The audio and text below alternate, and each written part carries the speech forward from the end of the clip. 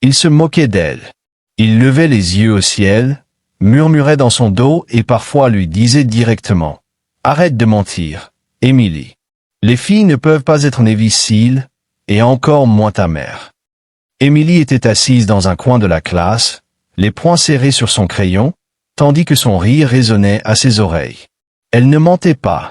Elle n'avait jamais menti à ce sujet. Sa mère, le commandant Rachel Carter, était l'une des rares femmes à avoir brisé des barrières, enduré un entraînement exténuant et obtenu le trident de Navy Seal. Mais les élèves de l'école n'y croyaient pas. Ils disaient que c'était impossible. Ils disaient qu'Émilie inventait tout ça juste pour paraître spéciale. Et plus elle essayait de défendre sa mère, plus la situation empirait. Il n'y avait pas que les élèves. Même les professeurs semblaient sceptiques. L'un d'eux, M. Dawson, avait un jour ricané doucement et dit « Émilie, inutile d'inventer des histoires. Sois juste toi-même. » Ces mots la blessaient plus que les taquineries. À la maison, Émilie ne disait jamais à sa mère à quel point la situation était difficile.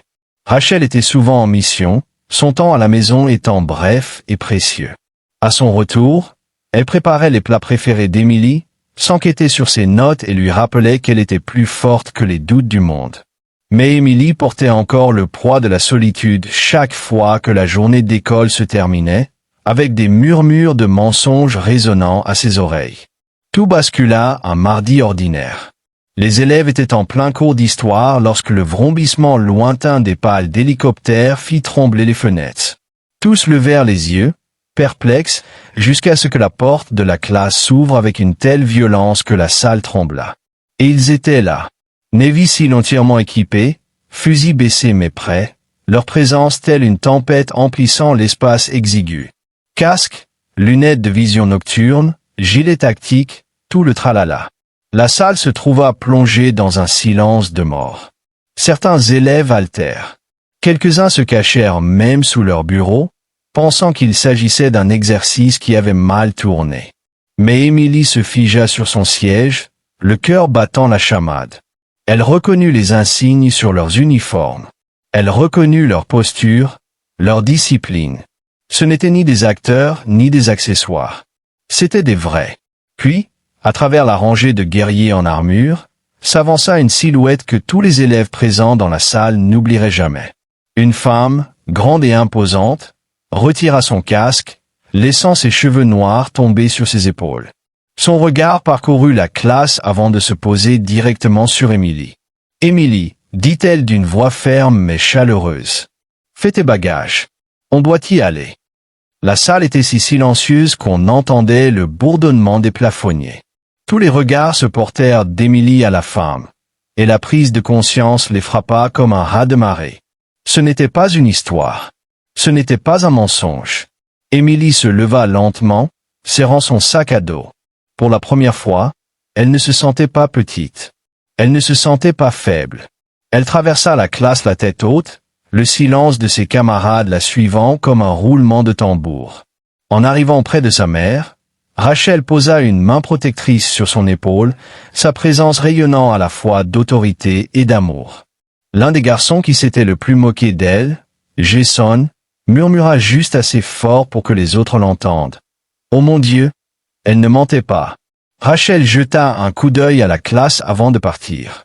Son regard était ferme, mais pas méchant. « Ne doute jamais d'une guerrière juste parce qu'elle ne correspond pas à l'idée que tu te fais d'elle, » dit-elle. Puis, avec son équipe, elle guida Émilie vers la porte. Plus tard, Émilie apprit que les SELS n'étaient venus escorter Rachel que pour une mission confidentielle. Mais Rachel avait choisi de passer d'abord à l'école.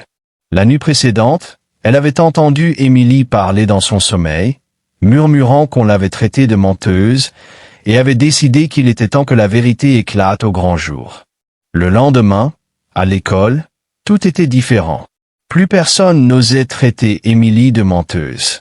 En fait, les enfants qui s'étaient moqués d'elle voulaient maintenant s'asseoir à côté d'elle, poser des questions, impatients d'entendre des histoires. Mais Émilie ne jubilait pas. Elle n'insista pas. Elle se souvint des paroles de sa mère, la vraie force ne consiste pas à rabaisser les autres. Il s'agit de se tenir debout sans avoir à prouver quoi que ce soit. À partir de ce jour, Émilie se comporta différemment. Non pas parce qu'on la croyait désormais, mais parce qu'elle avait enfin confiance en elle. Elle comprit qu'elle n'avait pas besoin de l'approbation générale pour connaître sa vérité. Elle avait le sang d'une guerrière et cela lui suffisait. Et ainsi, celle qu'on avait autrefois traitée de menteuse redevint celle que personne n'osait sous-estimer. Car parfois, la preuve la plus éclatante ne vient pas des mots.